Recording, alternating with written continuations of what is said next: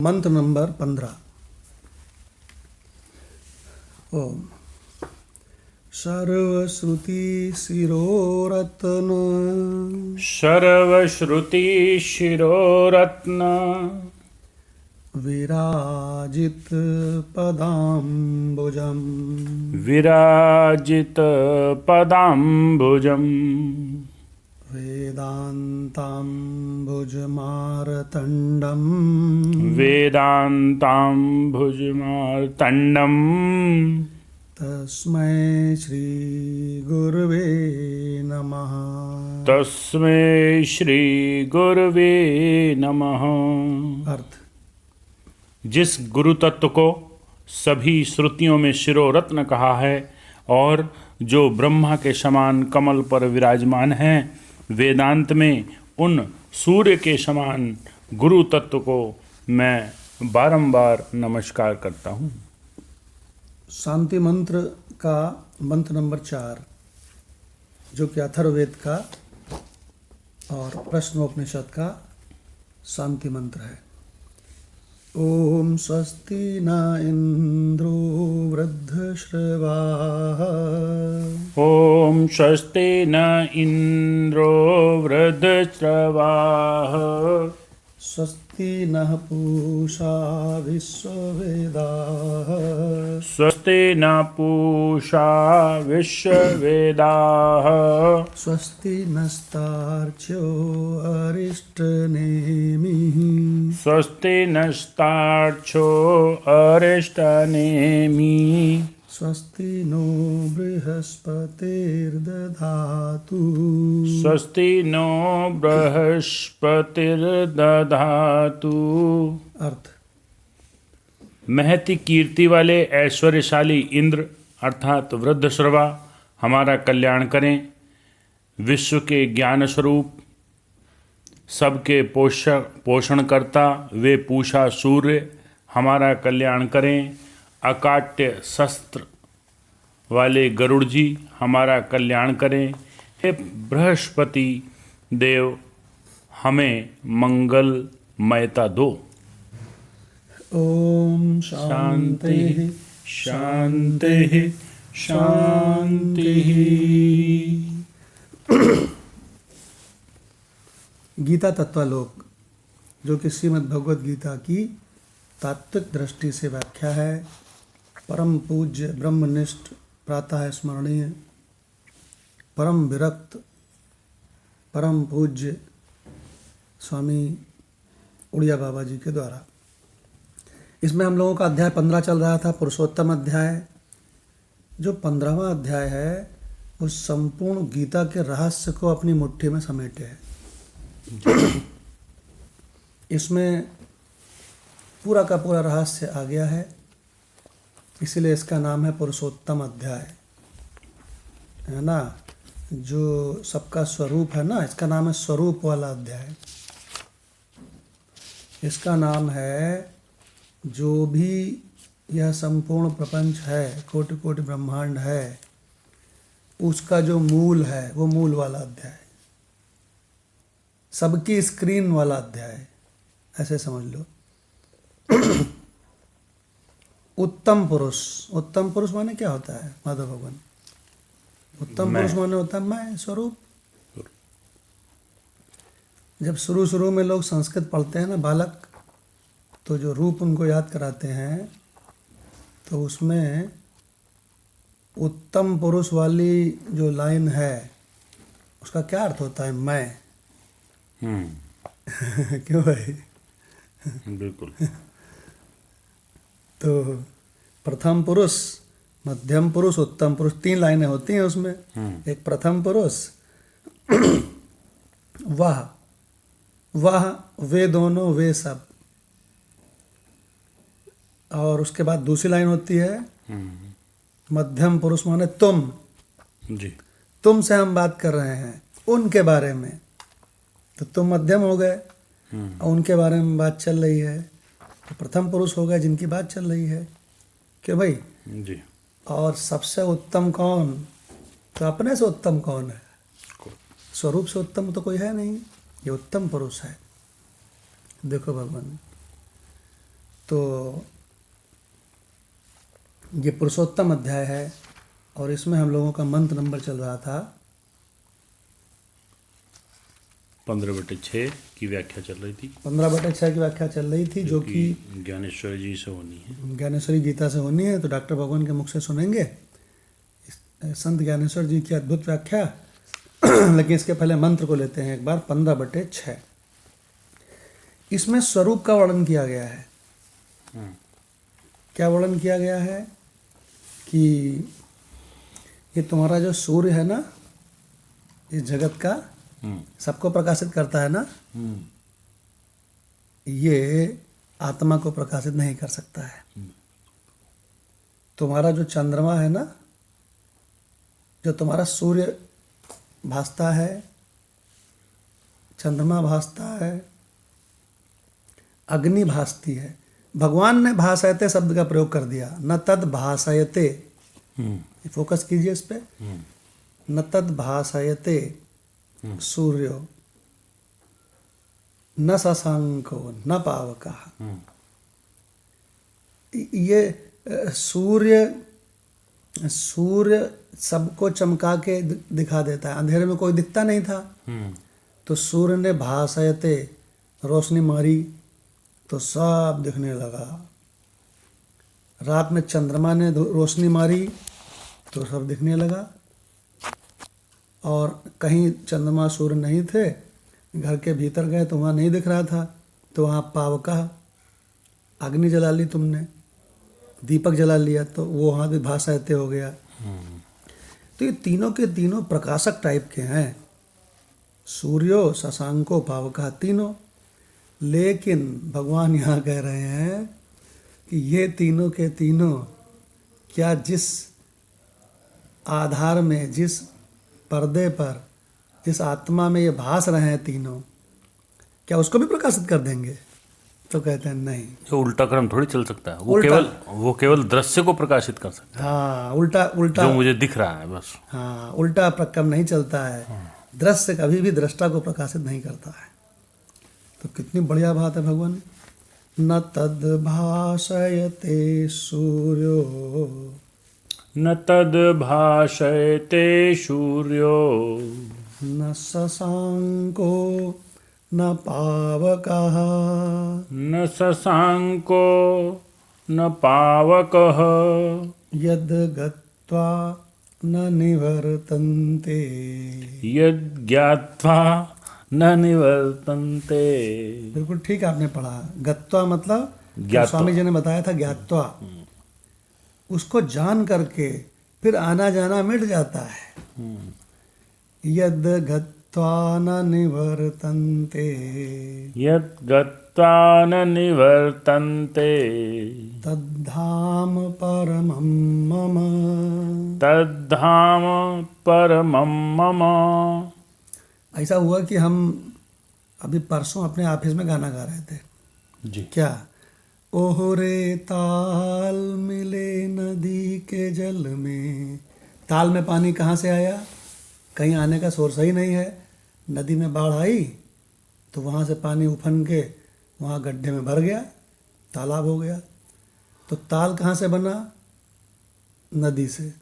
ओहरे ताल मिले नदी के जल से, नदी बने सागर से। ये भी समझ में आ गया। सागर से निकल के नदियाँ बहने लगी। नदियाँ में कहाँ से पानी आया? सागर मिले कौन से जल में, कोई जाने ना। हम गा रहे थे तो एक जने बोले कि ये आप बड़ा एंजॉय कर रहे हो, ये कौन सा गाना है? तो हमने कहा हम गारंटी से कहते हैं तुम एंजॉय नहीं कर रहे होगे। तो हमने कभी सुना नहीं है। तो हमने कहा इसी प्रकार से भगवान के मंत्रों को वो एंजॉय करता है जिसने एक बार तो सुना हो। न तद भासयते सूर्यो न शशांको न पावकः यद गत्वा न निवर्तन्ते। जिसको जान करके फिर लौटना नहीं पड़ता, आना जाना नहीं पड़ता, भटकना नहीं पड़ता, वो कौन है?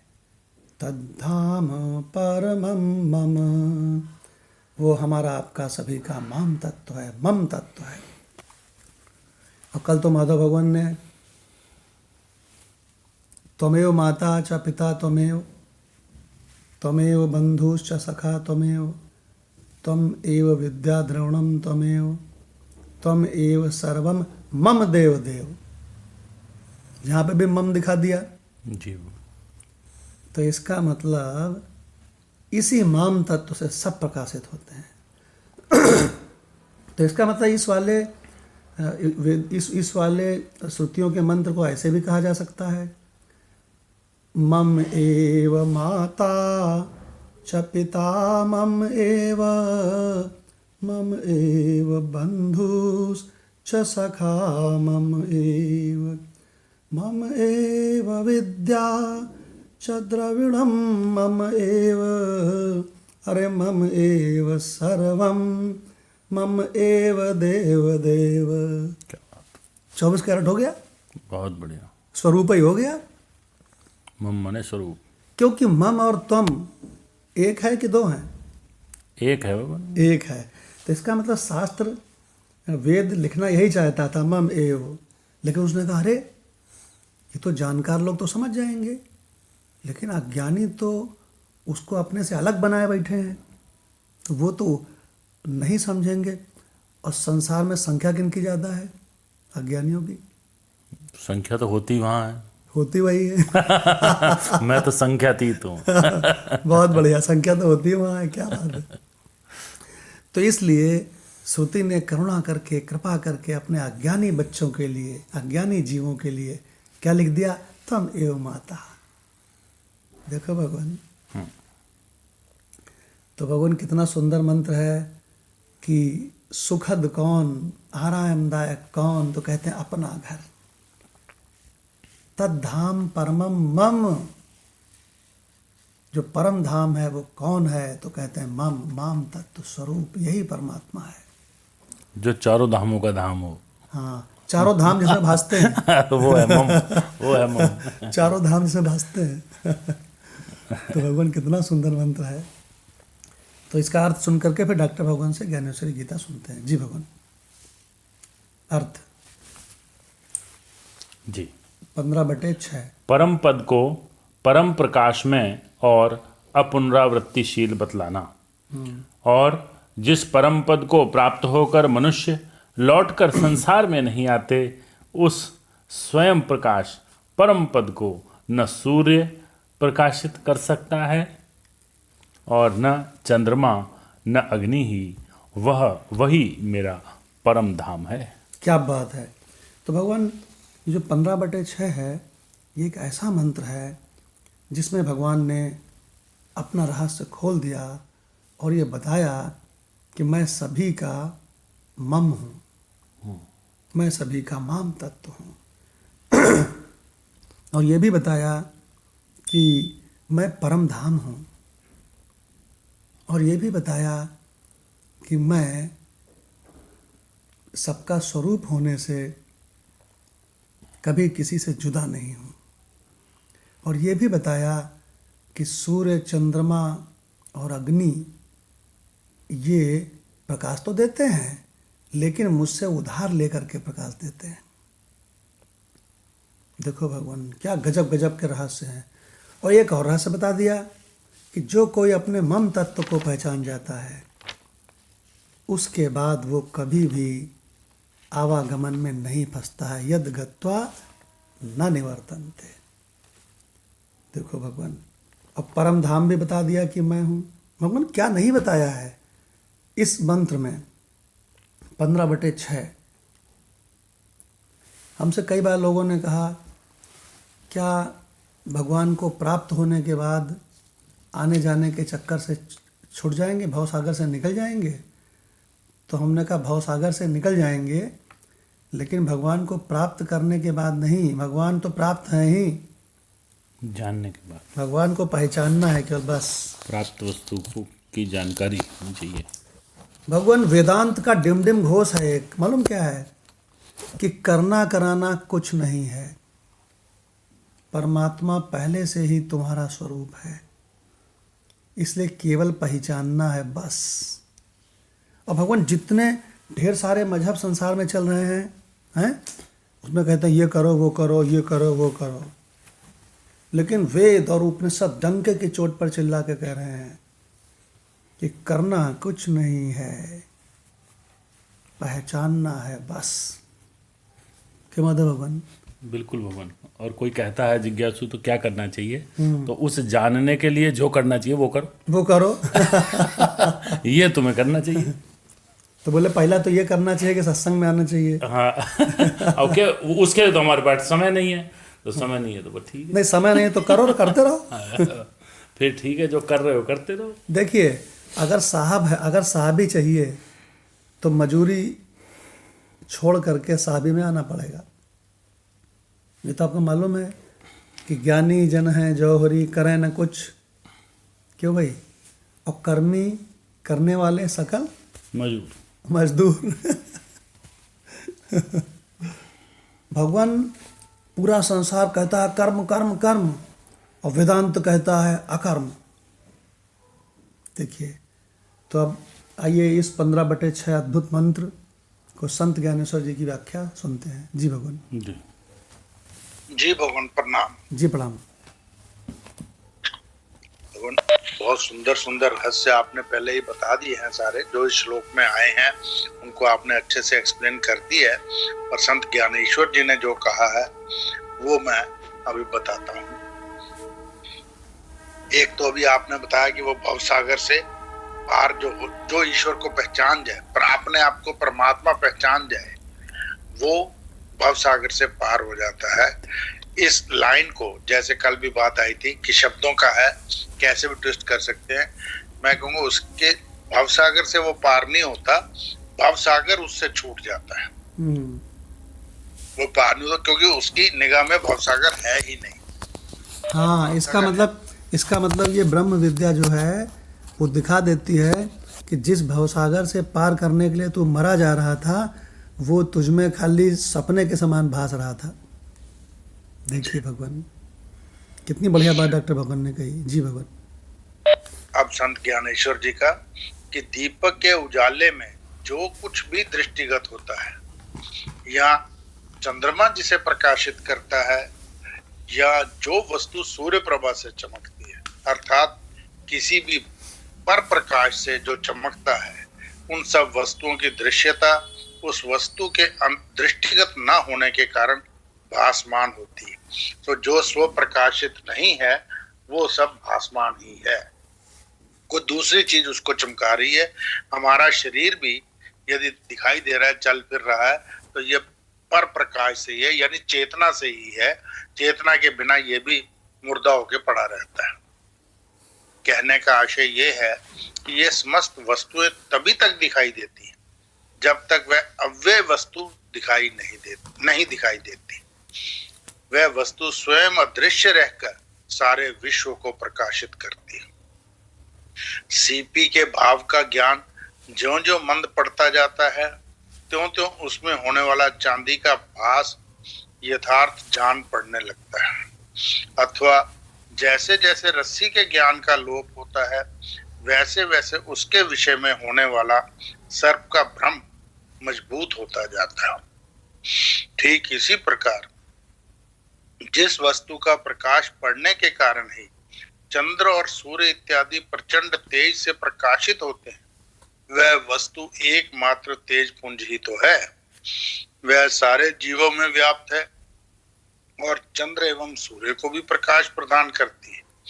चंद्र सूर्य अपना जो प्रकाश फैलाते हैं, वह प्रकाश वे इसी ब्रह्म नामक वस्तु से प्राप्त करते हैं। बिल्कुल क्लियर कह दिया, यदि किसी को अभी भी भ्रम हो तो समझ जाए। पूरी क्लियर लाइन लिख दी कि चंद्र सूर्य अपना जो प्रकाश फैलाते हैं, वे प्रकाश वे इसी ब्रह्म नामक वस्तु से प्राप्त करते हैं। और इसीलिए चंद्र सूर्य इत्यादि तेजवान पिंडों का तेज उस ब्रह्म वस्तु का ही एक अंश है। क्या बात है। सूर्य का उदय होने पर जैसे चंद्रमा के साथ साथ अन्य समस्त नक्षत्रों का लोप हो जाता है, वैसे ही इस ब्रह्म वस्तु के प्रकाश के प्रकाशित होते ही उस प्रकाश में सूर्य चंद्र के संग समस्त जगत का लोप हो जाता अरे गजब, क्या बात बहुत है। सुंदर भगवान। अथवा जैसे जागृत अवस्था में स्वप्न की सारी हलचल समाप्त हो जाती है, अथवा जैसे संध्या काल होते ही कहीं मृगजल अवशिष्ट नहीं रह जाता, वैसे ही जिस वस्तु का प्रकाश होते ही और अन्य किसी वस्तु के आभास के लिए भी कोई स्थान नहीं रह जाता, वही वस्तु मेरा प्रमुख स्थान है। अरे गजब। जो लोग उस जगह जा पहुंचते हैं वे सागर में विलीन होने वाले जल प्रवाह की भांति फिर कभी वहां से वापस नहीं आते। अथवा जैसे लवण निर्मित गज की प्रतिमा खारे समुद्र में डालने पर या फिर किसी प्रकार वापस बाहर नहीं निकल सकती, अथवा अग्नि ज्वाला आकाश में चली जाने पर फिर वापस नहीं आती, अथवा तप्त लोह पर छिड़का हुआ जल जैसे फिर हाथ नहीं लग सकता, ठीक वैसे ही जो व्यक्ति शुद्ध ज्ञान से आकर मुझ में मिलकर एकाकार हो जाता है, तो जो शुद्ध ज्ञान से आकर मुझ में मिलकर एकाकार हो जाता है, उसका अपना अस्तित्व ही खत्म हो जाता है। वो असली शरणागति भी वही है और असली ज्ञान भी वही है कि अपना बिल्कुल खत्म हो, अस्तित्व खत्म। ये डॉक्टर भगवान ने जो अभी सुनाया, इसमें कितनी बढ़िया बात है कि एक बहुत अच्छा दृष्टांत सुनाया कि सूर्य की चमक से जितनी भी रेत थी, उस रेत में मृग जल की अनुभूति हो रही थी, मृग मरीचिका की। क्यों भाई जी। तो इसमें एक चीज़ सुनाया कि जब सायं हुई, क्यों भाई, जब अंधेरा हुआ तो मृग जल का पानी कहीं रह जाता है? तो कोई नहीं रह जाता है। नहीं। तो कहेंगे इसका मतलब ये हुआ कि वो मिथ्या ही भास रहा था। इसी प्रकार से जिस स्वरूप में यह संपूर्ण प्रपंच मिथ्या ही भास रहा है, देखो भगवान कितनी बढ़िया बात है, जिसमें संपूर्ण प्रपंच है नहीं, खाली भासता है। अब जीव कहीं ये ना कह दें कि जो चीज़ होए नहीं वो कैसे भासती है, इसीलिए ईश्वर ने सबको सपना दे दिया। क्यों भाई, बिल्कुल नहीं है लेकिन बिल्कुल सच्चा लगता है। बिल्कुल यही माया है भगवान। विवेकानंद जी ने एक चैप्टर लिखा है ज्ञान योग में, और यही माया है, बहुत बढ़िया लगता है। और यही माया है। हर थोड़ी थोड़ी देर में, हर छोटे पैरा में कहते हैं बता करके, और यही माया है, और यही माया है। उन्होंने ज्ञान योग में लिखा है कि ये जो मंच पर खड़ा है विवेकानंद, ये जो शरीर तुमको 5.5 फुट दिख रहा है, ये मैं नहीं हूँ, ऐसे लिखा है। और कहने लगे जो मैं तुमको बता रहा हूँ मैं निराकार चेतन हूँ, और मैं निराकार चेतन केवल विवेकानंद जी के शरीर में नहीं हूँ, मैं तुम समस्त श्रोताओं के भी शरीर में और अखिल चराचर विश्व में जो एक अनंत और अखंड निराकार चैतन्य है, सो मैं हूँ। और ये ध्यान से सुन लो, ये जो बोल रहा है ये शरीर बोल रहा है, लेकिन मेरी पावर से बोल रहा है। ये जो सारे शरीर सुन रहे हैं, ये सारे के सारे शरीर सुन रहे हैं, ये सब प्रकृति का हिस्सा है, सारे शरीर प्रकृति के हिस्सा है। लेकिन इस विवेकानंद के शरीर में और ये सामने बैठे सब शरीरों में और विश्व के सभी शरीरों में जो एकमात्र एक करंट व्याप्त है, सो असली मैं है। भगवान माधव भगवान ने कहा है कि मेरा ये ग्रंथ खत्म होगा तो मैं विवेकानंद का ज्ञान योग पढ़ूंगा। भगवान ज्ञान योग पता है कौन पढ़ सकता है, कौन समझ सकता है? केवल वही पढ़ सकता है, वही समझ सकता है जो पराविद्या वाला हो। समझ गए? अज्ञानी के बस की बात नहीं है ज्ञान योग समझे। जी भगवान, डॉक्टर भगवान ऐसे ऐसे एग्जाम्पल दे रहे हैं कि मजा आ गई भगवान। जी भगवान। तो भगवान कह रहे हैं वैसे ही जो व्यक्ति शुद्ध ज्ञान से आकर मुझ में मिलकर एकाकार हो जाता है, उसका फिर वापस लौटना सदा सदा के लिए बंद हो जाता है। भगवान की ये सब बातें सुनकर मतिमान अर्जुन ने कहा कि हे देव, आपकी मुझ पर बहुत बड़ी अनुकंपा है, फिर भी आपसे मेरी एक विनती है, उसकी ओर आप ध्यान दें। जो लोग आप में मिलकर एकाकार हो जाते हैं और फिर वापस नहीं आते, वे आपसे भिन्न रहते हैं अथवा अभिन्न रहते हैं। तो बिल्कुल अज्ञानी बनकर सवाल पूछ रहा है, या ये कह लो कि अभी तक उसका ज्ञान पूरा नाश नहीं हुआ कि जब एकाकार हो गए तो फिर अभिन्नता का सवाल ही कहां से आ गया, मतलब भिन्नता का सवाल कहां से आ गया। यदि वे अनादि परंपरा से भिन्न रहते हों तो ये बात ठीक नहीं बैठती कि वे फिर वापस नहीं आते, क्योंकि मधु पुष्पों के पास जाते हैं तो क्या वे पुष्प ही हो जाते हैं? पान जिस पर छोड़े जाते हैं उससे वे भिन्न होते हैं, और जिस पर छोड़े जाते हैं उससे मिलकर पुनः पीछे लौटकर गिर पड़ते हैं। ठीक इसी प्रकार से जीव भी आपसे मिल करके फिर अवश्य ही लौट कर आवेंगे। अथवा यदि आप और ये जीव स्वभावतः एक ही हों तो फिर कौन किस में मिलता है? शस्त्र अपने आप को कैसे काट सकता है? इसीलिए जैसे देह के साथ अवयवों के होने वाले संयोग और वियोग की बात नहीं कही जा सकती, ठीक वैसे ही जो जीव आपसे भिन्न ही नहीं है उसका आपके साथ संयोग और वियोग होने की बात समझ से बाहर है। और जो सदा भिन्न ही है वे कभी आप में मिलकर एकाकार नहीं हो सकते। पूरा प्रश्न है।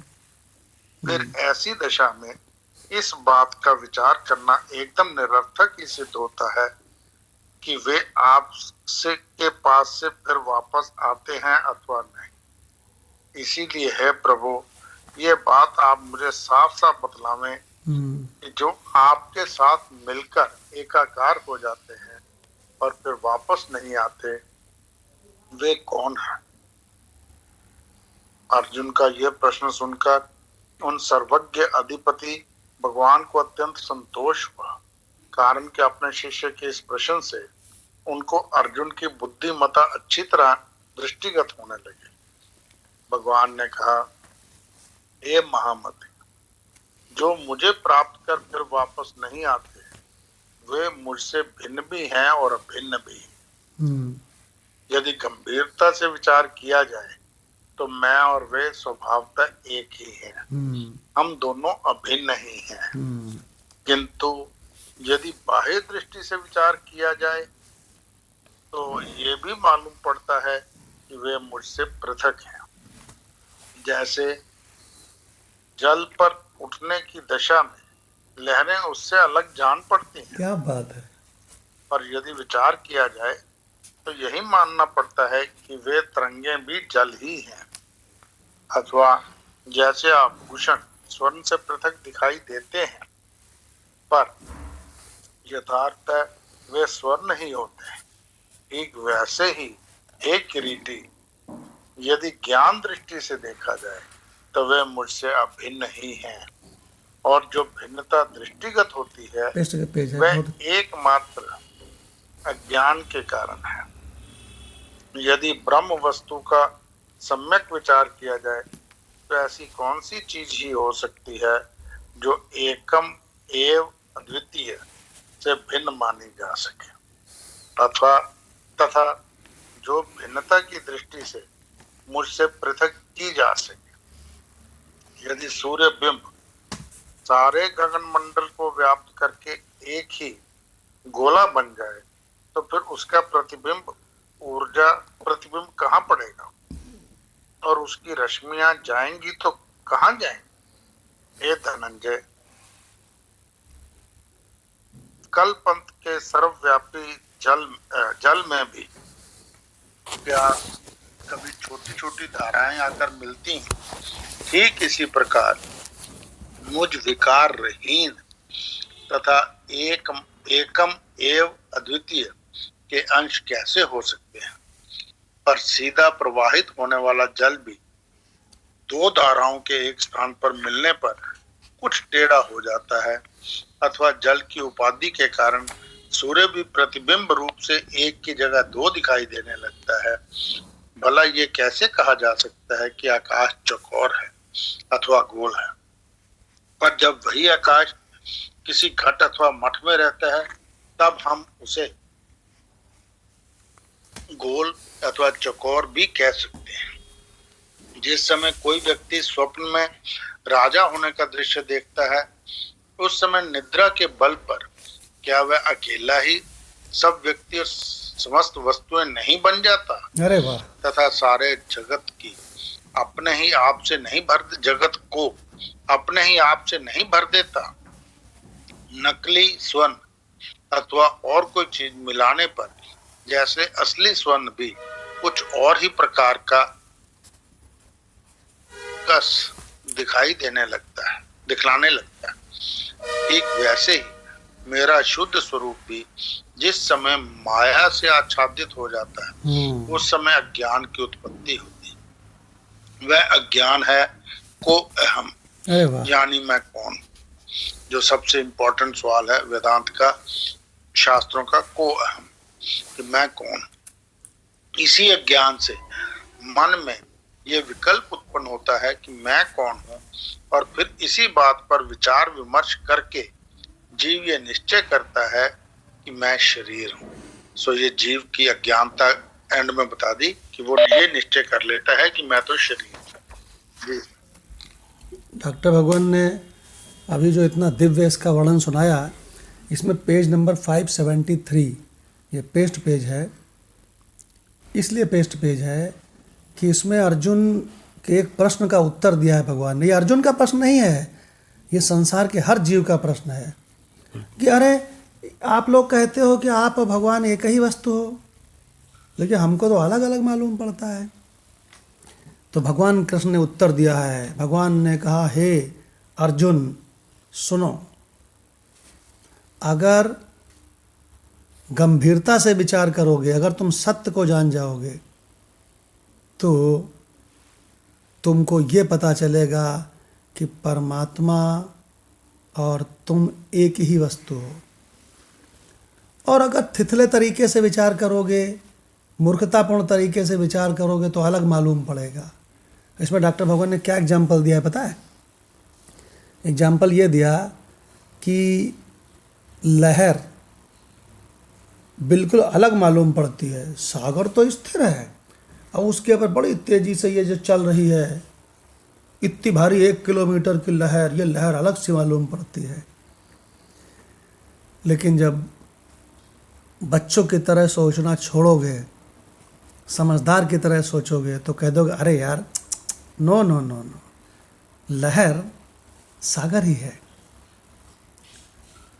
देखो भगवान क्या एग्जाम्पल दिया है, और गहनों का भी एग्जाम्पल दिया कि तुम कहते हो कि अंगूठी अलग है और सोना अलग है, तो बोले तुम बच्चे हो। साफ साफ इसमें लिखा, भगवान कई बार आया, एक बार नहीं आया है, कि अगर तुम विचार करोगे तो पता चलेगा जो गहने हैं वही स्वर्ण है। एक अभी काली भगवान का सत्संग आया था जिसमें काली भगवान ने बहुत बढ़िया सुनाया कि एक जो कपड़े वाला है, कपड़े का व्यापारी था, तो अपने बच्चे से कहता है कि बेटा अंदर कोठरी से सूत ले आओ। तो बेटा अंदर कोठरी में गया, पूरे में देखा और बाहर आया, कहता है बप्पा बप्पा अंदर सूत कहीं नहीं है। तो उसने व्यापारी ने कहा बैठ जाओ, बैठ गया। तो बाप अंदर गया और एक कपड़े की थान उठा लाया और वहीं आकर के सबके सामने रख दिया और कहने लगा बेटा ये सूत है। तो बच्चे ही नहीं समझ पाते वस्त्र को कि ये सूत है, ये हम कहना चाह रहे हैं।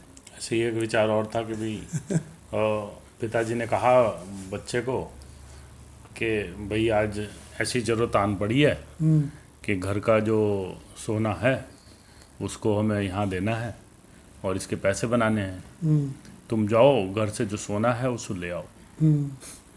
तो बेटा गया और ढूंढ ढाल के सब कुछ आ गया। कहता है पिताजी से पिताजी वहाँ तो कुछ है नहीं, सोना तो है ही नहीं। सोना तो है नहीं। हाँ। तो कि उसने बताया तुमने कहाँ कहाँ ढूंढा, कि वहाँ ढूंढा, कि वहाँ तो रखा है। कहते वहाँ जहाँ आप बता रहे हो पिताजी, वहाँ कंगन था, वहाँ पे अंगूठी थी, वहाँ पे चेन थी, वहाँ एक लॉकेट था, पर सोना नहीं था। कि तू बेटा बालक है, वही तो सोना है, वही सोना है। तो ये ऐसा ही वेदांत है। ऐसा वेदांत है। तो इसका मतलब जो एक और एग्जाम्पल दिया डॉक्टर भगवान ने, ऐसे थोड़ी पेस्ट पेज कह रहे हैं, एक एग्जाम्पल और दिया है कि जो महाकाश है जो उससे घट के आकाश को, मठ के आकाश को अलग कहता है, वो बच्चा है। भगवान गजब का उत्तर है भगवान का। बिल्कुल। अर्जुन का आधा पन्ने का तो प्रश्न है पीछे। हाँ, पूरा घोट के पूछा है प्रश्न, घोट के पूछा है, भगवान का एक पन्ने का उत्तर है। और भगवान ने यह भी कहा है कि यदि ब्रह्म वस्तु का, आत्म वस्तु का सम्यक विचार किया जाए, अभी डॉक्टर भगवान ने पढ़ा, तो ऐसी कौन सी चीज़ हो सकती है जो एक मेवा अद्वितीयम से भिन्न होए। वो प्रश्न वाले ने भी ऐसा प्रश्न घोट के पूछा है, अगर कोई नॉर्मल बंदा हो तो इसी प्रश्न में फंस जाए कि सही कह रहा है अर्जुन। हाँ। नहीं तो बच्चों की समस्या है जो, और वही बड़ों के लिए सिंपल चीज़ है। तो ये अर्जुन ने हम लोगों के मंथन के लिए पूछा। हाँ, वो डॉक्टर भगवान ने बहुत सही कहा कि ताकि अर्जुन ऐसा प्रश्न पूछ रहा है, ऐसा प्रश्न पूछ रहा है, और भगवान ने ऐसा बढ़िया उत्तर दिया। बच्चे ही नहीं समझ पाते कि लहर और सागर एक ही वस्तु है। बच्चे ही नहीं समझ पाते कि महाकाश और घड़े के भीतर का आकाश के एक अखंड वस्तु है। बच्चे ही नहीं समझ पाते कि जो गहने हैं, ज्वेलरी है, वही सोना है। तो अगर तुम बच्चे हो तो तुम एक मेवा अद्वितीयम को नहीं समझ पा रहे हो। तुम इस संसार को सत्य समझे बैठे हो। अरे ये संसार, भगवान कितना बढ़िया मंत्र है 15/6, जिसमें कहते हैं कि ये सब भासमान है, न तद भासयते। भासयते शब्द का प्रयोग कर दिया भगवान ने, सब भासमान है। तो भगवान जब इतनी सारी बात हो गई, इतनी सुंदर सुंदर, तो अगर किसी को ये शंका होए कि अखंड सच्चिदानंद परमात्मा में, आत्मा में जीव आदि की सृष्टि होनी संभव ही नहीं है, तो अब भगवान इसका समाधान बता रहे हैं। मंत्र नंबर 15/7। ममैवांसो जीवलोके, ममेवांसो जीवलोके, जीवभूताः सनातनः, जीवभूता सनातनः, मनः षष्ठानि इन्द्रियाणि, मनः षष्ठानि इन्द्रियाणि, प्रकृतिः स्थानि कर्षति, प्रकृति स्थानि कर्षति। एक बार हमारे बाबा ने, हमारे पितामह ने हमको एक बढ़िया बात बताई। हमसे कहने लगे कि कहीं पर आया एक जहाँ हम लोग बैठे थे वहाँ चबूतरे में उन्होंने जमीन में, मिट्टी में एक 6 लाइनों वाला एक आकृति बना दी। क्यों भाई? हेक्सागन। समझ गए? एक लाइन खींची, फिर दूसरी, फिर तीसरी, ऐसे करके एक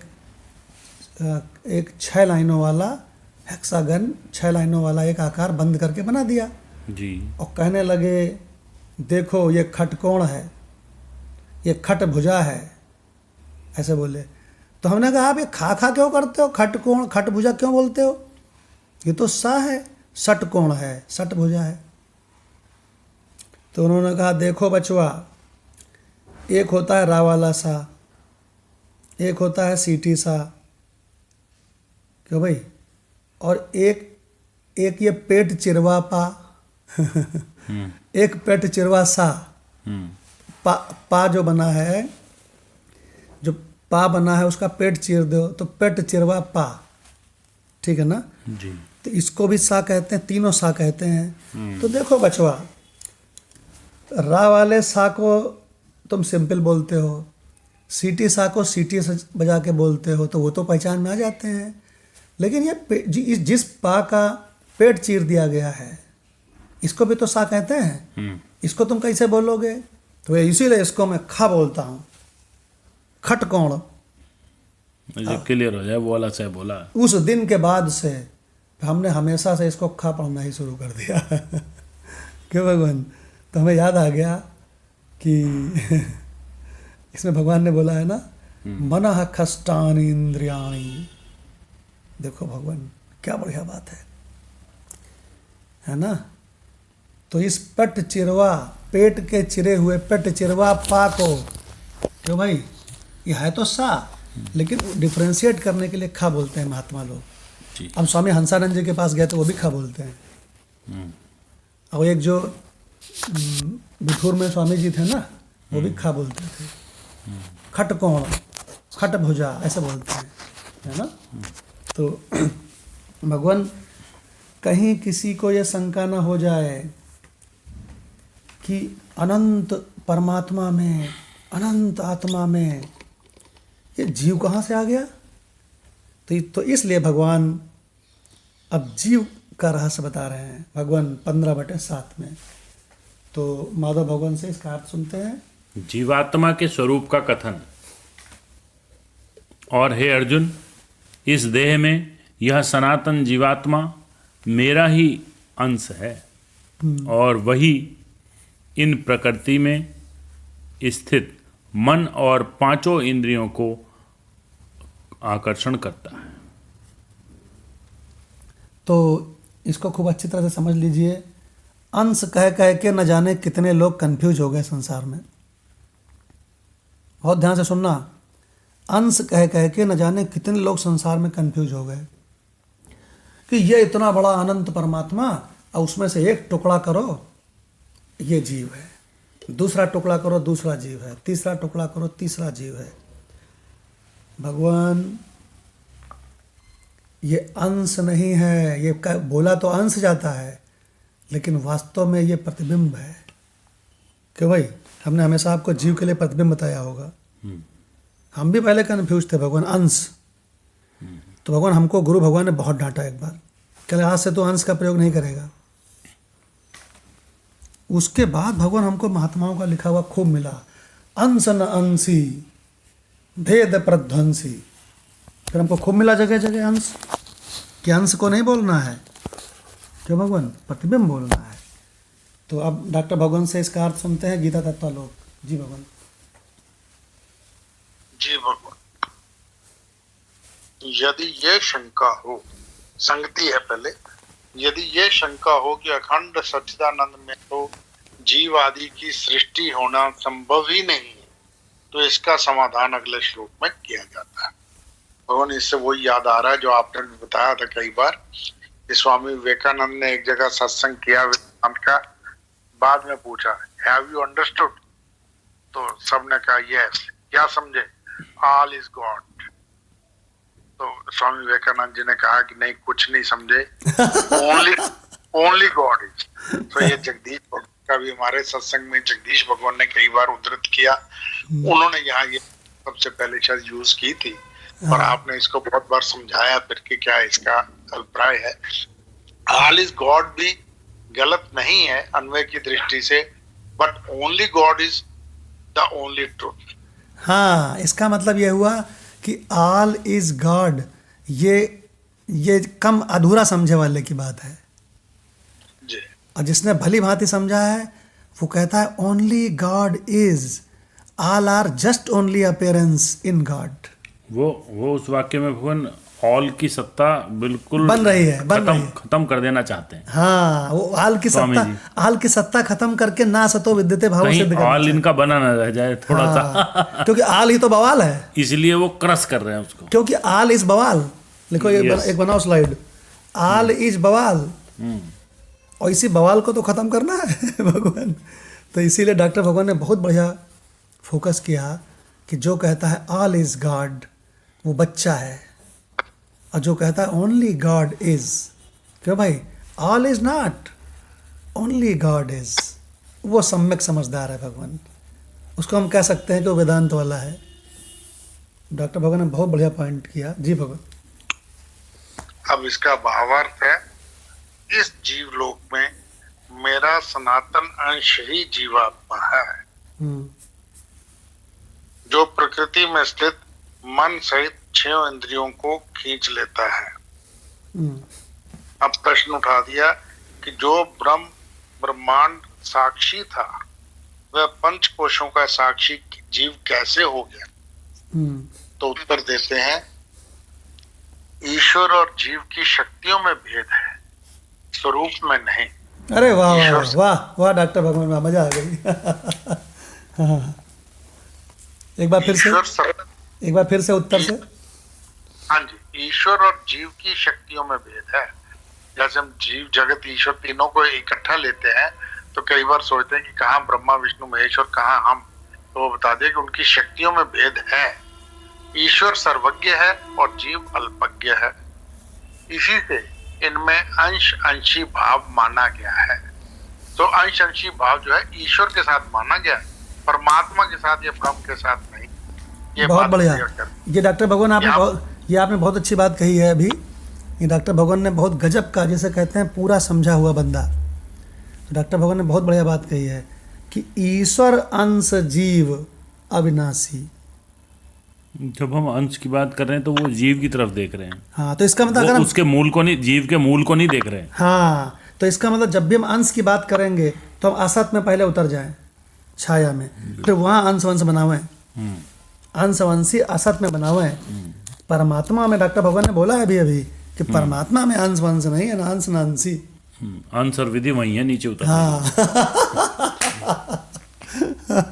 माधव भगवान के बच्चों का नाम है, बिटिया का नाम विधि है, मूल जो है एक ही है, और बेटे का नाम अंश है।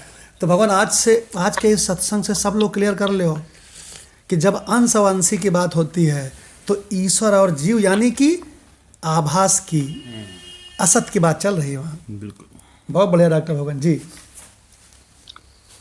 ये भेद माइक उपाधि के कारण है, इन्होंने भी क्लियर कर दिया कि ये भेद सिर्फ माइक उपाधि के कारण है, माया के अंदर ही है। दोनों उपाधि, ईश्वर भी और जीव, जो वास्तविक शुद्ध स्वरूप है उसमें तो कोई भेद नहीं। बहुत बढ़िया, बहुत बढ़िया। जैसे आकाश एक होने पर भी मठ और घट की उपाधि से उनमें भेद की प्रतीति होने लगती है, तथा उनके मठाकाश घटाकाश ये भिन्न भिन्न नाम भी पड़ जाते हैं। अब अगला प्रश्न उठाया कि जीव लोक से यहाँ क्या तात्पर्य है?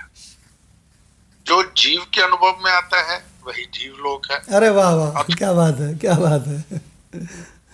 अथवा जीव की सृष्टि ही जीवलोक है। यहाँ 17 तत्वों के बने सूक्ष्म शरीर को ही जीव कहा है, साक्षी को नहीं, क्योंकि साक्षी तो कूटस्थ है, उसमें आना जाना है ही नहीं। सूक्ष्म शरीर की प्रधानता है, वही मनुष्यों के बंधन और मोक्ष का कारण है, और वही इस जीवात्मा को विभिन्न योनियों में ले जाता है। जीव को अपना सनातन अंश इसलिए कहा क्योंकि वास्तव में तो कोई भेद है ही नहीं। ये अंश अंशी भाव तो घटाकाश मठाकाश के समान केवल औपाधिक है। वाह, साधु साधु साधु, क्या बात है। तो इसका मतलब अंश अंशी भाव जहाँ आवे तहाँ औपाधिक है, उपाधि वाला है वो। डॉक्टर भगवान, ये पेज आपने जो दिया है ना 425, ये भगवान पेस्ट पेज है, पेस्ट स्क्वायर है, पेस्ट स्क्वायर है। माधव भगवान कह रहे हैं कि ये तो सारी भ्रांति मिटा दे मनुष्य की। जी भगवान, जी भगवान। अब अगला प्रश्न उठाया, यदि जीव और ईश्वर में अभेद है तो जीव दुखी क्यों रहता है? तो उत्तर दिया, मन और 5 ज्ञान इंद्रियां प्रकृति के अंतर्गत वे जीव को विषय भोगों में ले जाकर दुखी बना देते हैं। अरे वाह वाह वाह, क्या बात है, गजब। जीव भी स्वभावतः दुखी नहीं हो सकता, स्वभाव उसका आनंद ही है, सुख ही है, परंतु इंद्रियां विषयों की ओर ले जाकर, विषय भोगों में ले जाकर उसे दुखी बना देती। जी गजब भगवान, गजब। ये डॉक्टर भगवान ने जो पेज पढ़ा है, ये भगवान पेस्ट पेज है। इतना सुंदर क्लैरिफिकेशन की एक एक लाइन में इसका क्लैरिफिकेशन मौजूद है। इसलिए हम कंचन भगवान से रिक्वेस्ट करेंगे कि ये पेज नंबर 425 है ना, इसमें अभी डॉक्टर भगवान ने जो पढ़ा है, भगवान एक बार इसको प्लीज़ रिपीट कर दीजिए। बहुत बढ़िया पेज है भाई। जी भगवान, प्रणाम भगवान। जी प्रणाम। प्रश्न है कि जो परम ब्रह्मांड साक्षी था वह पंच कोशों का साक्षी जीव कैसे हो गया? तो उत्तर में बाबा जी बता रहे हैं कि ईश्वर और जीव की शक्तियों में भेद है, स्वरूप में नहीं। ईश्वर सर्वज्ञ है और जीव अल्पज्ञ, इसी से इनमें अंश अंशी भाव माना गया है। यह भेद माइक उपाधि के कारण है। जो वास्तविक शुद्ध स्वरूप है उसमें कोई भेद नहीं है। क्या बात। जैसे आकाश एक होने पर भी मठ और घट की उपाधि से उनमें भेद की प्रतीति होने लगती है, तथा उनके मठाकाश घटाकाश ये भिन्न भिन्न नाम भी पड़ जाते हैं। अगला प्रश्न है कि जीव लोक से यहाँ क्या तात्पर्य है? जो जीव के अनुभव में आता है वही जीवलोक है, अथवा जीव की सृष्टि ही जीवलोक है। यहाँ 17 तत्वों से बने सूक्ष्म शरीर को ही जीव कहा है, साक्षी को नहीं, क्योंकि साक्षी तो कूटस्थ है, उसमें आना जाना नहीं है। सूक्ष्म शरीर में मन की प्रधानता है, वही मनुष्यों के बंधन और मोक्ष का कारण है, और वही इस जीवात्मा को विभिन्न योनियों में ले जाता है। जीव को अपना सनातन अंश इसलिए कहा क्योंकि वास्तव में तो कोई भेद है ही नहीं। यह अंश अंशी भाव तो घटाकाश मठाकाश के समान केवल औपाधिक है। अगला प्रश्न है भगवान की, यदि जीव और ईश्वर में अभेद है तो जीव दुखी क्यों रहता है? तो उत्तर में बाबा जी बता रहे हैं कि मन और 5 ज्ञान इंद्रियां प्रकृति के अंतर्गत हैं। ये जीव को विषय भोगों में ले जाकर दुखी बना देती हैं। गजब भगवान। भगवान अभी जो डॉक्टर भगवान ने और कंचन भगवान ने पढ़ा, इसमें कितना बढ़िया रहस्य बता दिया कि जीव अगर ईश्वर का अंश है और जीव का स्वरूप भी सच्चिदानंद और ईश्वर का स्वरूप भी सच्चिदानंद, तो ये जीव दुखी कैसे हो गया? तो उन्होंने बता दिया कि विषय भोगों में ले जा करके, क्यों भगवान, ये जो प्रकृति है ना, जो मन है ना, ये जीव को विषय भोगों में ले जा करके दुखी बना देता है। और लोग विषय भोगों में जाते किस लिए हैं? सुख पाने के लिए। क्यों? और उनको पता ही नहीं है कि उनके साथ में षड्यंत्र खेला गया है। वो ट्रैप में आ गए। वो ट्रैप में आ गए भगवान। देखिए, तो भगवान जिसको जरा सा भी डाउट हो, अच्छा ये सारा जो अभी क्लैरिफिकेशन, ये मालूम क्यों मिला है आपको, आप लोगों को? हमारे वेदांत सत्संग में तो रोज ही ये सब क्लैरिफाई होता है। इसलिए मिला है कि भगवान ने बोला है जीव लोके, देखो मंत्र में देखो, वो जीव की बात कर रहे हैं, वहाँ पे पूरा फोकस जीव का है। हाँ, जीव लोके, और ये भी बोला है जीव भूता, और ये भी बोला है ममय वांसो। तो भगवान प्रकृति स्थानी मना षष्ठानी इंद्रियाणी, भगवान ने असत के सब शब्दों का प्रयोग कर दिया। और तभी तो उसने कहा जीवलोक क्यों आया है मंत्र में? जीवलोक क्या है? तो कहने लगे जो जीव के अनुभव में आता है सो जीवलोक। भगवान इतना बढ़िया क्लैरिफिकेशन है इस पेज में कि पूछो मत। कभी जिंदगी में कोई कंफ्यूज नहीं होगा, इसको समझ लेगा कि जीव ईश्वर का अंश है। क्यों भगवान? ये जो परमात्मा का अंश बोलते हैं सो गलत बोलते हैं। अंश अंशी भाव स्वरूप में नहीं है। देखो भगवान कितना बढ़िया क्लैरिफिकेशन, क्लियर हो गया। तो भगवान अब कंचन भगवान से रिक्वेस्ट है कि इसी सुंदर क्लैरिफिकेशन वाले मंत्र को गीता रस रत्नाकर से ले लें। जी भगवान, स्वामी जी बता रहे हैं कि अब भगवान ये व्याख्या करते हैं कि वह परमात्मा इस लोक में कैसे व्यवहार कर रहा है। आप लोग यह गणित तो जानते ही हो कि अनंत का अंश भी अनंत ही होता है। अनंत में चाहे 1 का गुणा करो, चाहे 2 का गुणा करो, चाहे 3 का गुणा करो, चाहे 4 का गुणा करो, अनंत ही होगा। 2 अनंत नहीं होगा और अनंत बटे 2 भी नहीं होगा। इसी तरह परमात्मा है अनंत और उसका अंश भी है अनंत। विभिन्नत्वेन प्रतीयमान होने पर भी, अंशत्वेन प्रतीयमान होने पर भी अनंत ही रहेगा, क्योंकि यह मम एव अंशः, मेरा स्वरूप ही है। जीव भूता सनातनः, वह अनादि माया से, अनादि अविद्या से जीव हो गया। वह अनादि माया से, अनादि अविद्या से जीव हो गया। मनः षठ इंद्रियाणि, मन है छठी संख्या का पूरक। षठ माने 6 होता है, षठ माने छठवां होता है। संस्कृत में जो षठ है वह पूर्ण पर्यंत प्रत्यंत है। मतलब यह है कि इंद्रियां तो 5 ही हैं, पर मन छठी इंद्रिय को है। छठा बना देता है। ये होते हैं कहाँ? ये होते हैं कहाँ? प्रकृति स्थानी। ये प्रकृति में स्थित होते हैं। ये सब के सब औपाधिक हैं, उपाधि के रूप में, और इन्हीं उपाधियों के कारण जो पूर्ण परमात्मा है वह अंश के रूप में मालूम पड़ता है। जी भगवान। अभी कंचन भगवान ने एक बड़ा अच्छा सा राज यहाँ पे बताया, वो ये है कि जो मन है ये छठवीं इंद्रिय है। मन छठवीं इंद्रिय है और ये ऐसी छठी इंद्रिय है कि ये सारी इंद्रियों को छठी का दूध याद दिला देती है।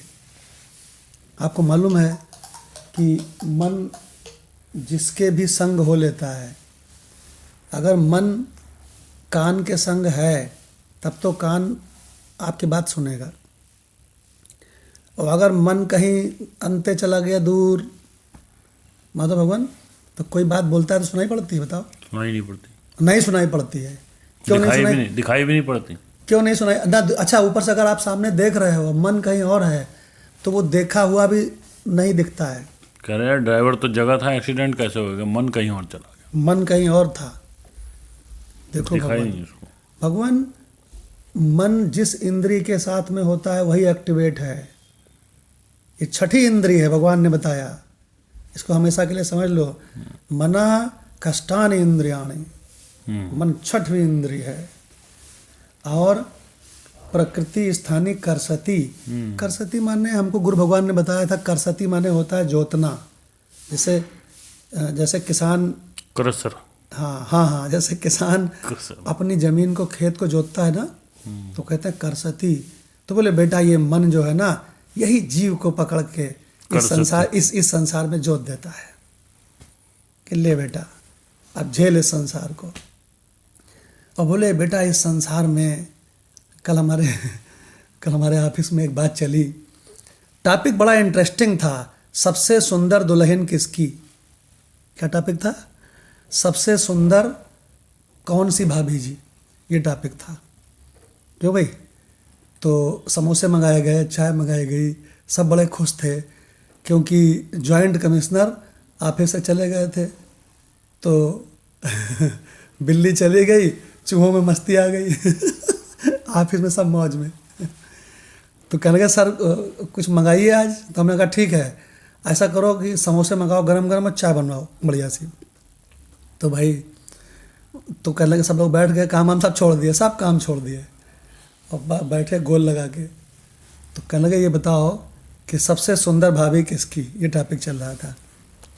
तो भाई डिसाइड हुआ, उसमें एक इंस्पेक्टर साहब हैं अखिलेश जी, उनकी वाइफ सबसे सुंदर, ये डिसाइड हुआ।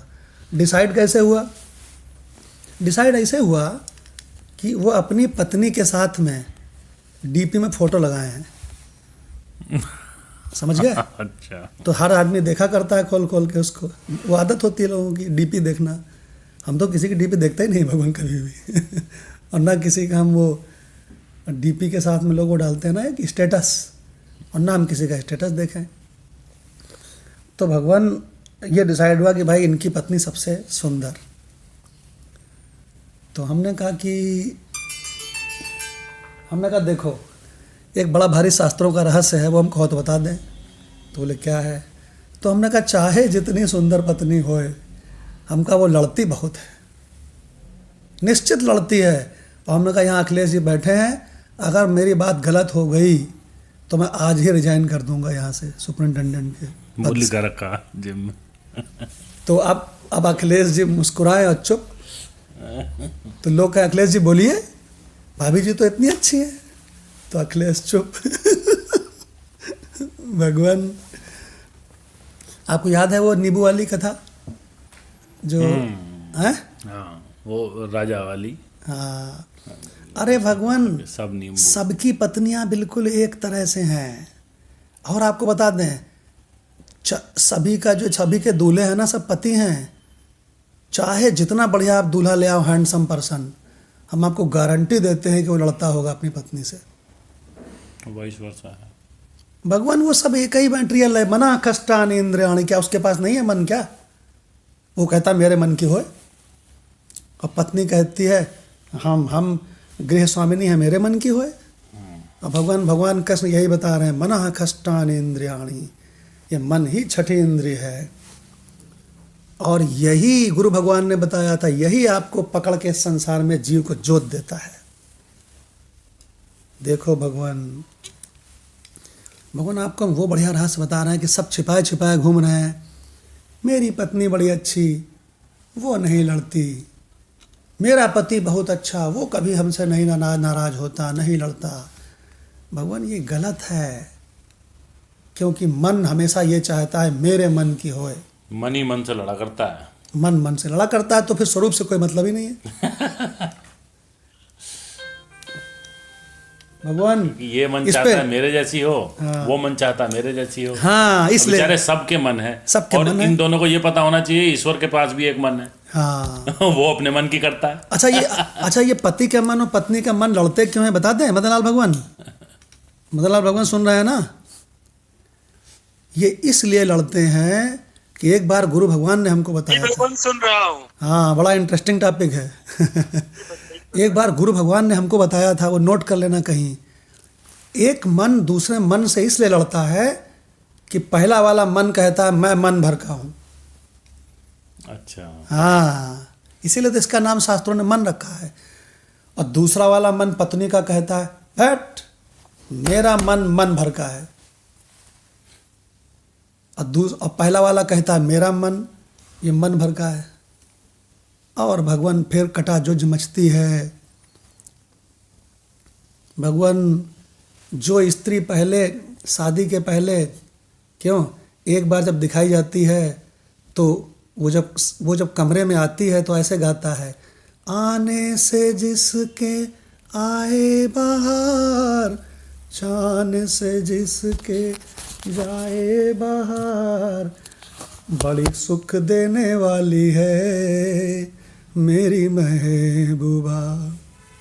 उसी को जब शादी के 10 साल हो जाएं, तो उसके बाद उससे पूछो कि तुमको दोस्तों के साथ ज़्यादा अच्छा लगता है कि पत्नी के साथ।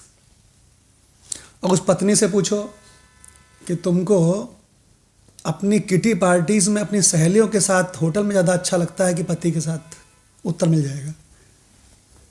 तो भगवान ऐसा क्यों होता है? भगवान ये तो संसार में देखो सब जगह होता है, सब पति पत्नी लड़ते हैं, लेकिन ऐसा होता क्यों है ये हम बताना चाह रहे हैं। मना कष्टानि इंद्रियाणि, ये मन छठवीं इंद्रिय है, इस पर ध्यान नहीं जा रहा है आपका। आप हमेशा पढ़ते हो 5 इंद्रिय हैं, जी नहीं, एक इंद्रियों का राजा है जो इन 5 इंद्रियों को नचाता है। और हमने अभी बताया आपको, ये मन इसका नाम इसलिए पड़ा है क्योंकि ये मन भर का है, ये छटाक भर का नहीं है। अब इसी प्रसंग पे डॉक्टर भगवान के कमेंट सुनते हैं। जी भगवान, डॉक्टर भगवान बड़ा खतरनाक टॉपिक है। जी भगवान। जी भगवान, असल में जो अभी आपने बताया कि ऑफिस में कम चर्चा हुई कि किसकी पत्नी सुंदर है, असल में संसार में आकलन जो है वो स्थूल शरीर की जो दिखाई दे रही है सुंदरता उस पर होता है। बहुत बढ़िया भगवान। डीपी में देखी या वैसे देखी, वो सुंदरता नहीं है, वो आकर्षण है। वो आकर्षक लगती है, सुंदर लगती है, पर सुंदर हो है कि नहीं पता नहीं। वो पता तो उसके पति को ही होगा कि वो सुंदर है कि नहीं, क्योंकि सुंदरता कहते हैं मन से नापी जाती है। मन की सुंदरता तो पति को ही पता है, जो उसके साथ व्यवहार में है उसे पता है। मन की सुंदरता देखने से तो पता नहीं चलेगा। तो कहते हैं जिसका मन सुंदर वही सुंदर। मन सुंदर का मतलब ये हो गया जिसने अपनी पांचों इंद्रियों को अपने कंट्रोल में रखा हुआ है। बहुत सुंदर। उसी का डॉक्टर भगवान ने क्या बढ़िया बात कही, जिसका मन सुंदर सो सुंदर। बहुत बढ़िया जी। तो मन की सुंदरता तो इंद्रियों को कंट्रोल होने पर ही होगी, क्योंकि यदि इंद्रिय कंट्रोल में नहीं है तो इसका मतलब मन सुंदर नहीं है। देखने वाले को भी यही पता चलेगा कि यदि अक्सर कहते हैं कि जो किसी को स्टेयर करता है उसका मन सुंदर नहीं है। इसका मतलब जो किसी को जानबूझ के स्पर्श करना चाहता है उसका मन सुंदर नहीं है, पर मन के बिना वो कर नहीं सकता। स्पर्श कर रहा है तो भी उसमें मन इन्वॉल्व है, स्टेयर कर रहा है तो भी मन इन्वॉल्व है। यदि कंट्रोल रखेगा, इंद्रिय निग्रह रखेगा, तभी मन सुंदर होगा। जिसका मन सुंदर होगा उसका इंद्रिय निग्रह होगा, वो ये सारे कर्म नहीं करेगा। तो इसलिए मन की सुंदरता ही असली सुंदरता है। और मन कहा ही गया कि पांचों इंद्रियों का राजा है। मन से श्रेष्ठ है बुद्धि, और बुद्धि से श्रेष्ठ है चिदाभास चित। तो वो सब हमने पढ़ा ही है। तो इसलिए मन जो है, मन को छठी इंद्रिय कहना बिल्कुल भी गलत नहीं है, क्योंकि जो राजा होता है वो प्रजा का वही तो प्रतिनिधित्व करता है। तो मन ही सबका प्रतिनिधित्व करता है। जी बाबू। तो भगवान कितना सुंदर राज यहाँ पे भगवान ने बताया। मनः खष्टानि इंद्रियाणि, मन छठवीं इंद्रिय है और सबसे खतरनाक इंद्रिय है। और ये मन रूपी इंद्रिय जिस इंद्रिय के साथ में हो लिया वो एक्टिवेट हो जाती है। देखिए भगवान, मन ऐसा पासवर्ड है जो पांचों इंद्रियों का पासवर्ड है। और भगवान कितनी बढ़िया लाइन है, मनः खष्टानि इंद्रियाणि प्रकृति स्थानी कर्षति। यही मन इतना हरामी चीज है कि जीव को प्रकृति में जोत देता है, जोताई करवाता है। कहता चल साले खेत को जोत। देखो भगवान, भगवान जो देखने में इतना सिंपल श्लोक लग रहा था जीव वाला, माधव भगवान ये सिंपल है कि बहुत बढ़िया निकला वो। है बहुत बढ़िया निकला। और कंक्लूजन में बहुत अच्छी बात आई। शास्त्रों में और भी दूसरे तरीके से ही बताया, जैसे डॉक्टर भगवान ने बताया कि मन के बारे में, अगर कंट्रोल्ड मन है और वो इंद्रियों पे उसका कंट्रोल है अपना, तो वही हमारा मित्र है। और वो अनकंट्रोल्ड है तो वही हमारा शत्रु है। तो कैसे पहचाने कौन सुंदर? तो जिसका सम दम का जो भाव है वो प्रगाढ़ हो चुका है जिस मन में, वो मन सुंदर है। वो सुंदर मन है। वाह क्या बात है। तो ये कंक्लूजन निकलता है। गजब, माधव भगवान ने क्या बढ़िया बात कही है भगवान। तो इसका मतलब भगवान किसका मन सुंदर? जो मन के स्वरूप, सुंदरतम स्वरूप में निवास करता है, जिसके पास सठ संपत्ति है। हाँ ऐसे कह लो। हाँ, और शास्त्रिक भाषा में हाँ, भगवान कितनी सुंदर बात है। देखिए कि सठ संपत्ति रूपी जो निधि है, और डॉक्टर भगवान ने एक बात और संपत्ति है, हाँ हाँ वो हो उसके पास। हाँ, डॉक्टर भगवान ने एक बात बहुत अच्छी कही है कि संसार के लोग स्थूल शरीर को देख के सुंदरता का आकलन करते हैं। और वेदांती लोग, हाँ, और डॉक्टर भगवान ने एक बात और बहुत अच्छी कही कि सुंदर तो वो है जिसका मन सुंदर है। और भगवान आपको बताओ मन किसका सुंदर है? मन उसका सुंदर है जो धर्म पूर्वक आचरण करता है, जो ये कहवे तेरी चाही तू कर ले, हाँ वो उसका मन सुंदर है। हाँ। कि भाई जो तुम्हें करना भी कर लो। हाँ, भगवान देखो कितना सुंदर टॉपिक हम लोग का। अब हम कह रहे हैं मेरी मन की हो, हम कह रहे हैं तो आपके मन की हो जाए। हाँ अच्छा, ये सुंदर है। अच्छा ज्ञानी की रहनी तो कैसी ये होती लड़ाई है? बंद हो जाएगी, वो जो लड़ रहा है हाँ। दोनों, वो लड़ाई बंद हो जाएगी। हाँ, और ज्ञानी की रहनी कैसी होती है? बहुत अच्छी बात कही आपने। ज्ञानी कैसे व्यवहार करता है? अगल बगल के लोगों के मन के हिसाब से, क्योंकि उसका अपना मन नहीं है। ये बात डिस्कस हो चुकी है। कि ईश्वर तुम अपनी चाही कर लो, हमारी तो इसी में चाह है। माधव भगवान ने बहुत अच्छा कहा कि मेरी मन की चाही जो आपको करना है ईश्वर, तो आज से अपने मन की चाही करना। ये हमने सुनाया भी था। ये सुंदर मन की पहचान, ये सुंदर मन की पहचान है।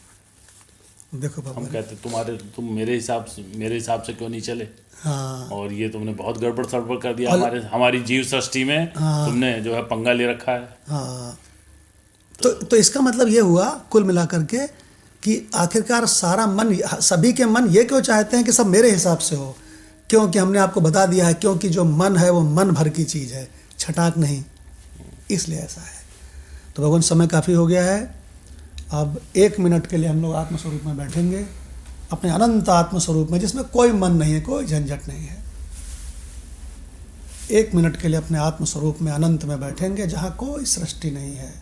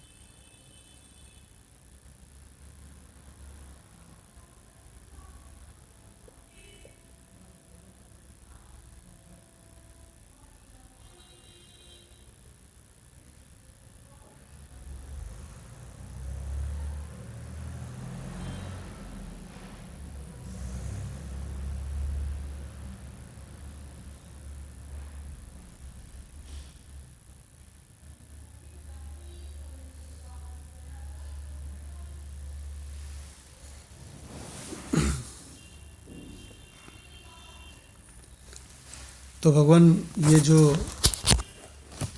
मन है ना, इसका रहस्य, जीव का रहस्य बहुत अच्छे से डिस्कस हुआ आज। और ये जो स्वरूप है ना अपना, ये स्वरूप भगवान निर्भय ठिकाना है। जब तत्वज्ञानी के शरीर को फांसी होती है ना, है ना, भगत सिंह, सुखदेव, राजगुरु तीनों तत्वज्ञानी थे, तभी तो शरीर की मृत्यु से एक ढेला नहीं डरते थे। जब इनको फांसी हुई तो ये सब के सब मालूम क्या हुआ, सब अपने स्वरूप में स्थित हो गए। जब तक्षक ने परीक्षित को डसा तो परीक्षित कहाँ थे उस समय? अपने स्वरूप में थे भगवान। तो भगवान स्वरूप निर्भय ठिकाना है, इसी स्वरूप में रहना चाहिए।